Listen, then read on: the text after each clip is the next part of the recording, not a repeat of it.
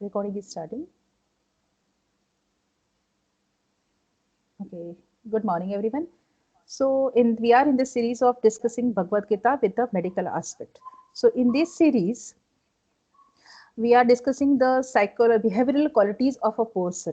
Okay, so we discussed that there are three qualities: rajas, tamas, and sattva qualities, and the fetus is having these behavioral qualities, and the person behaves according to these qualities. So, what are the outcomes of these behavioral qualities, or how the person what actually karmas, or what actually the activity he commits? So these are this also described in, I think, 18th chapter in Bhagavad Gita. The person having more sattva qualities is or behaves in this pattern. Okay, niyatam sangarahitam araga dveshatah kritam afala prepsuna karma yattat satvika muchyate. Okay, Bhagavad Gita 18th chapter 23rd sutra says that a person having sattva dominance, or the liberative behavioral quality more in his personality, follows all the regular pattern of his life. Niyatam. He conduct all the activities very regularly. Okay. So in our life or in our day, we conduct few activities very regularly. Okay. If, for example, if I have to participate in yoga competition, then only I will start doing my yoga practice. Okay, so that is something called as a rajas dominant personality. Okay, but if without any appreciation, without any recognition, without any expectation of the fruit, if I am conducting my yoga practice daily and it is a part of my day, okay, that is, it is a regular activity. Okay, so all the sattva dominant people conduct activities very regularly. Their practice or their activities are not disturbed by anything. Okay, they are committed people. They are conducting activities very regularly. Any activity, it can be any activity. So all the people who are committed to their jobs or to their work, or they don't want to get there, or they don't cause any disturbances in their activities, or they are conducting activity in a very regular form, or they can have the minimum disturbances in their activities, they are under the sattva dominant personality, and they conduct all the activities very regularly. Sangarahitam, without attachment, or they conduct the activities or actions without any attachment. Attachment means they help. If I'm teaching someone, or if this is an activity. Okay, if the person is giving me good inputs, giving me negative inputs, I will do my activity for him. Okay, if today or tomorrow you will acknowledge me, then only I am continuing the activity. If today or tomorrow you will criticize me, okay, then also I will continue my activity. Okay, so this is not the activity is not driven by the attachments of something, that I want my students to appreciate me, and that's why I'm doing the activity. Okay, I'm doing activity that I feel this is my duty to make the people aware of with this knowledge. So this is a kind of a sangarahitam. Okay, if tomorrow you will put the bad comments also on my recordings, or on my uh, or you will give me a bad mouth publicity also, I will not stop. Okay, so this is a sangarahitam, without attachments, not attached to anything. Okay, araga dveshaha, without lover or aversion. We always have a kind of a preferences. No, I am going to help this person because this is my friend, and he is very committed to me, or he is having good relationship with me. Okay, and I will not help this person, the next person, because he is always causing hurdles in my life, he is my enemy. Okay, so this kind of prior preferences are not there. The person don't have any araga dvesha, no rag, no dvesh. Okay, without love, without aversion. Okay, so the no priorities are found with these people. They go and help, or they do activity for so many, for their friends also, for their enemies also. So nothing, because they think that they have to do the activity for as a sense of duty.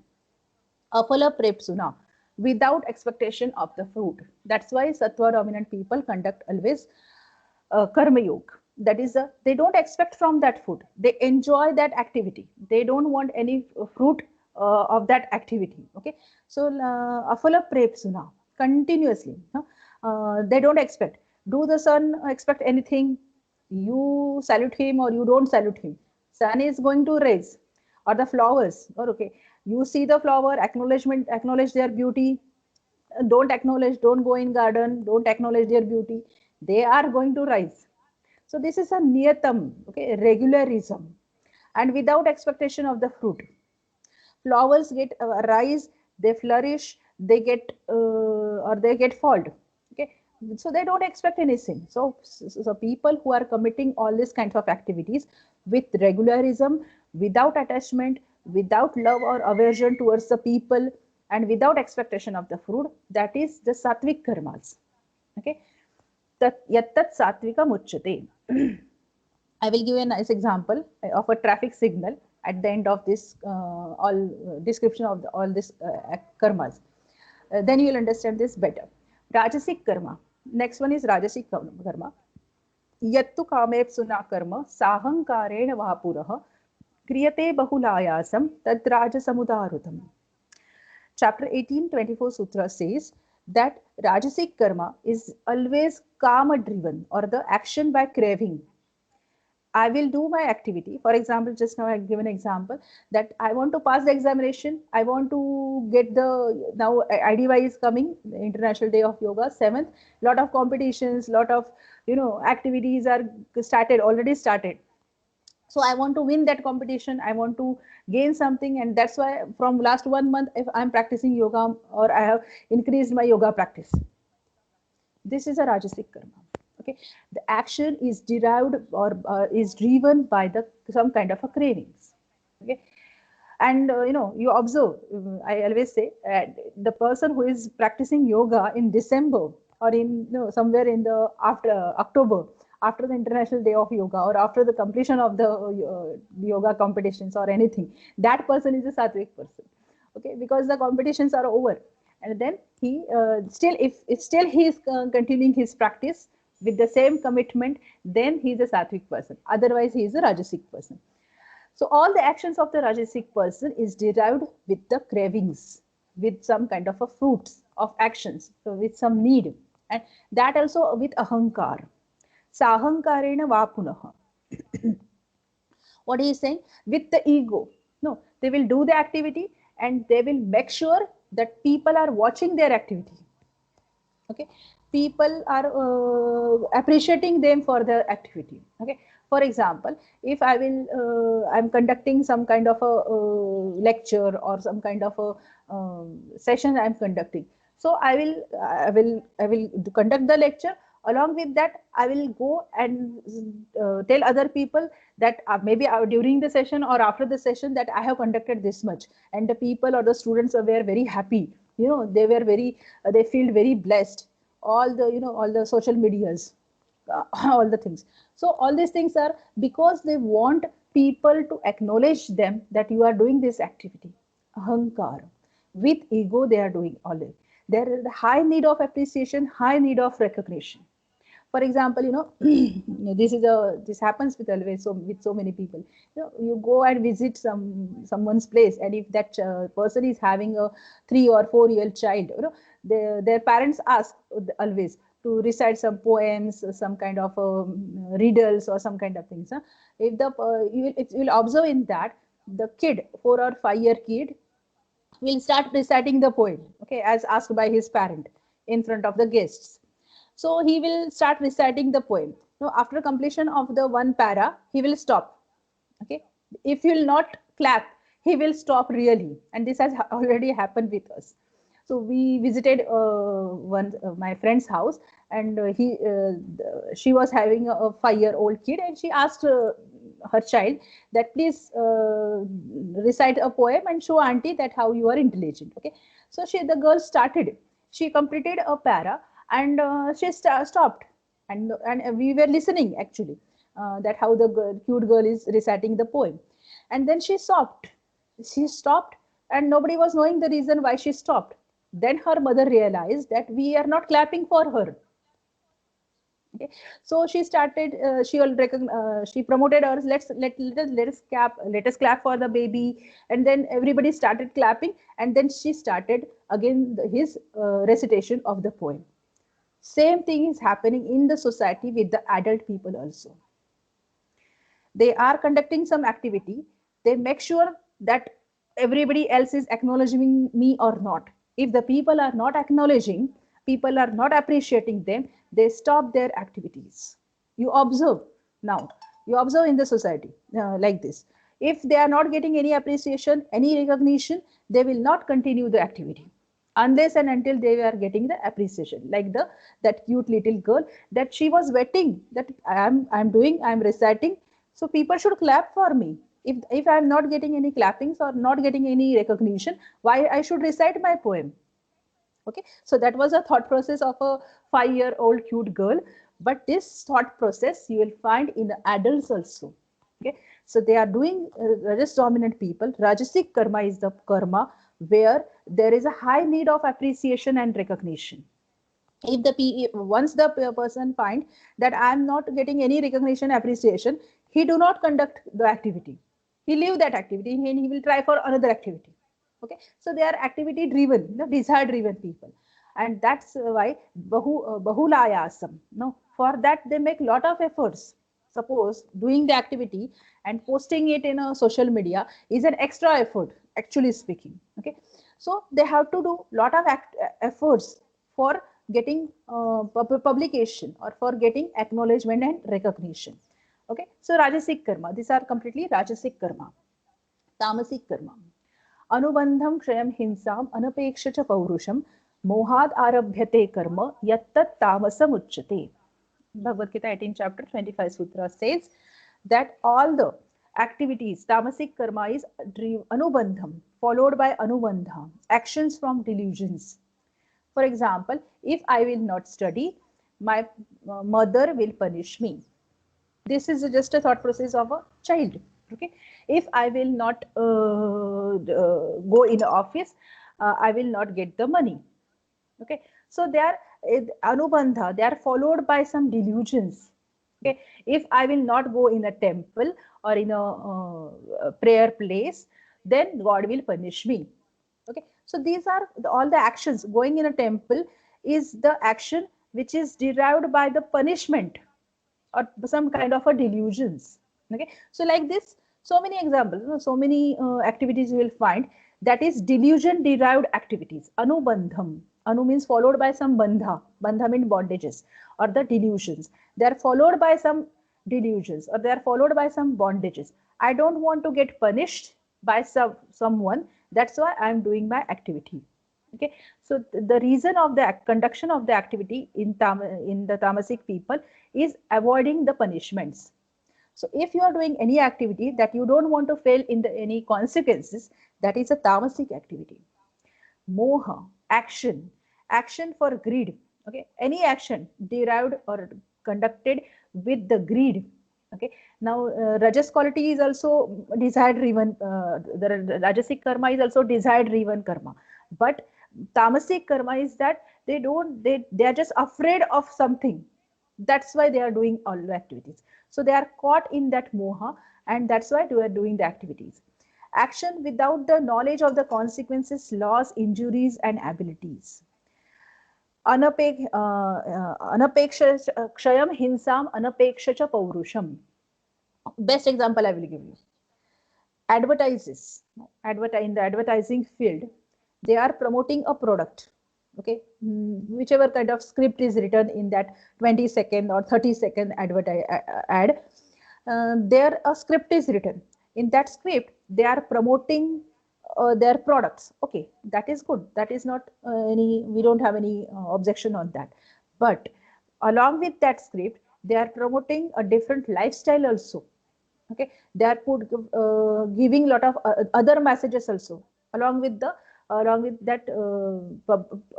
that promotion of the product. So they are not worried about that, what a good kind of message or wrong kind of message they are giving to the society. You observe the advertises completely. Each and every advertise is full of hinsam kshayam anapeksha paurusham. They are least bothered about the consequences, loss, injuries, and abilities. Okay, one example I will give you here. It is already shared by one of the leading actor. You know, you might be aware of the Amitabh Bachchan. Okay, he is a successful actor in the Bollywood, in the Indian film industry. So he was at when he was young. So at that time he used to promote the Maggie. Okay, Maggie is a noodles, okay, noodle brand in India. So so he was promoting that activity. He was promoting that product. Okay, he was conducting a lot of assignments of the advertises. So one fine day, when he was he was in visit of some NGO. One fine day, a small child asked him that, "Uncle, why you are promoting Maggie? My mom says that this kind of fast food is not good for health. My teacher also say this kind of fast food is not good for health. And why you are asking me to eat this kind of fast food?" This simple question made Mr. Amitabh Bachchan to think again and again. And it is this experience was shared by him in one interview. So that's one, a small question by a small child or a young child. Okay, that made him to think again and again that what am I doing? I'm promoting the I'm making the money from advertises, but I am putting wrong message in the society, because icon or one idol in the society should be should be concerned about what the messages he's giving in the society. I am promoting the product, but along with that, I am giving the message to the young generation that you should adopt the fast food lifestyle. Okay, so then he became very much conscious about his about the choosing of his product for the advertisement. Okay, then you will observe that he's completely promotion or doing he choose the products for the advertisements very cautiously. Okay, so what the message, when we are doing any activity, what are the consequences of that activity, or what are the losses of that activity, where any other person is getting injured, damaged with that activity, that also we should be concerned. But in tamasic activity, this scenario or this concern will found very least. They are not bothered. Anapekshacha paurusham kshayam hinsam anapekshacha paurusham. They are not at all worried about their about the consequences of their activity, the losses of their activity, injuries and abilities of the activity. They are driven by moha. They are actually caught in the moha. They want the some kind of output of the activity, and that's why they are caught in the activity. Okay. The best example is Dhritarashtra. Dhritarashtra, in Mahabharata, he was in such a love of his son that he completely destroyed his kingdom. He wanted his son to become king. In that process, in that activity, or in that karma, he destroyed complete the kingdom. He could have saved his kingdom previously, or in the very starting of the Mahabharata, or very at the very earlier stage also. But his activity of promotion of his son destroyed complete kingdom. Okay, and the battle of Mahabharata happened. So this kind of activity, okay, they are caught in. He was actually caught in love with his son, in his moha of his son, and for that, to nourish the love of his son, he destroyed complete the kingdom or lot of people. So this is the tamasic karma. What are the consequences of these behavioral qualities? So we observed the sattvic karma, niyatam sangarahitam, araga phaladveshatah krutam, and we observe the rajasic activity, kriyate bahulayasam, sahankarena va punah, and we observe the tamasic qualities also. Okay, so this is anubandham kshayam hinsam. So what will happen? Now, if I will be conducting tamasic karma throughout my life, if I am conducting rajasic karma or sattvic karma throughout my life, okay, then what will happen? What are the consequences of behavioral qualities? Okay, so active guna at the time of death. So it is important that which guna is in prominent at the time of death. So in 14th chapter, 14 and 15 sutra says in Bhagavad Gita that if at the time of death, when the prana and atma is leaving the body, leaving the material body, which guna is dominant, which behavioral quality is dominant in your personality, that tip makes or that influences the next journey of your soul or next journey of your atma and prana.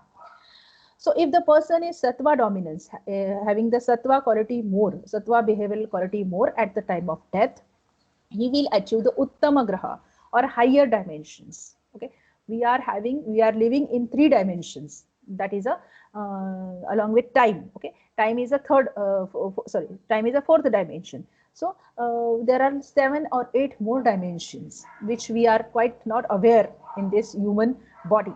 So the person having sattva guna, they are promoted to higher dimensions. The person having the rajas guna dominant at the time of death or at the time when his body, his atma is leaving his body, if the person is rajas dominant, he will again adopt the manushya yoni. That is he will again get a body of a human being only. But if the person is adopting the tamasic guna at the time of death, okay, so then he can adopt the mudha yoni or the other animals. Okay, human being is a highly evolved animal on the earth. So but there are a lot of species, lot of animals, okay, in the in the ladder of evolution. So he can adopt the body of different animals, okay, including tiger, including we discussed yesterday, wolves, donkeys, elephants, so many things, even the insects, the aquatic animals or anything. It depends on the person's quality. So he get demoted in the ladder of evolution. So if you want to get promoted in the ladder of evolution, we have to adopt the sattva guna. If we want to be at the stage wherever we are in the human body now. So I want to maintain my state, then adopt rajas guna. It's your choice. If you want to get demoted in the ladder of evolution, then you can adopt tamasic guna. Keep on doing tamasic karmas, keep on doing or having the tamasic guna dominant at the time of death or at the time of leaving this body. Then you will adopt the next animal birth. Okay, so it is important to develop the sattva guna if you want to climb the ladder of evolution. Okay, this is completely human body or human. We are now in the human body. This is not the end of the evolution. There is still much more ladder, much more steps are there. We have to climb on that ladder. Okay, so thank you very much. In this presentation, we described about the behavioral qualities and the karmas leaded by this behavioral qualities and what will be the consequences of this behavior qualities. So if we want to climb up in this ladder of evolution, we have to adopt the sattva guna and give up the tamasic karmas.